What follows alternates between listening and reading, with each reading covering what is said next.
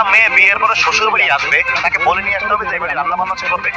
তোমার বাবা যখন তোমার মাকে বিয়ে করে নিয়ে আসছিল, তারা কি বলে আসছিল যে এবারে কাজ কাম করতে হবে? সে করে নাই? যে সারা জীবন তোমাদেরকে রান্না বান্না করে কাজ কাম করে খাওয়ায় নাই?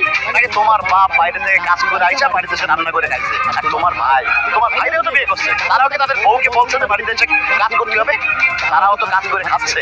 আর ভালো কথা, তোমার বন্ধু বান্ধব থাকতেই পারে, তাদের সাথে তুমি দেখা করতেই পারো, তো কোনো আমার আপত্তি নাই। কিন্তু আমার কথা হচ্ছে যে তাদের সাথে তুমি কথা বলতে কোথায় যাচ্ছ এটা আমি জানতে পারি, জানার অধিকার আমার আছে।